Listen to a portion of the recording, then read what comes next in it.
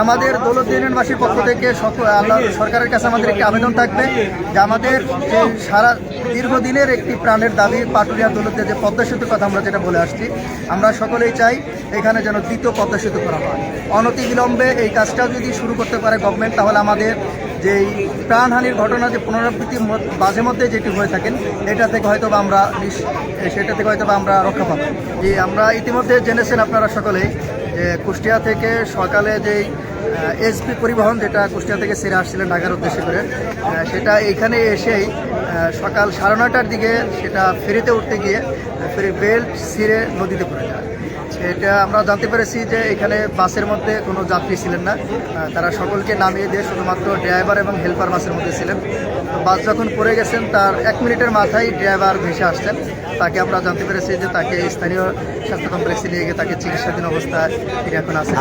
আপনি কি নিজে দেখেছেন যে তাকে হাসপাতালে নিয়ে গিয়েছে কিনা? এটা হচ্ছে এখানকার যে কর্তৃপক্ষ যারা ছিলেন তারা ইনশিওর করেছেন যে হ্যাঁ, তাদেরকে এই চিকিৎসার জন্য তাদেরকে স্থানীয় স্বাস্থ্য কমপ্লেক্সে। তো আমাদের উদ্বেগের যে বিষয়টা আপনারা ইতিমধ্যে জেনেছেন যে গত রমজানের ঈদের পরেই মানুষ যখন ঈদযাত্রা শেষ করে যখন ঢাকায় ফিরতেছিলেন, তখনই এমন একটি দুর্ঘটনা ঘটেছিল। কিন্তু ওই দুর্ঘটনায় অনেকগুলো তাজা প্রাণকে আমরা হারিয়েছিলাম। এইবারও সেই একই পুনরাবৃত্তি ঘটে গেলেন। আল্লাহ রহমত যে এইখানে এখনো পর্যন্ত আমরা কোনো প্রাণহানির খবর আমরা এখনো পর্যন্ত পাইনি। আমরা চাই যে এখান থেকে আজকে আমাদের যেন কোনো মায়ের বুক যেন খালি না, এটা আমাদের প্রত্যাশা থাকবেন আল্লাহর রহমতের আল্লাহর কাছে।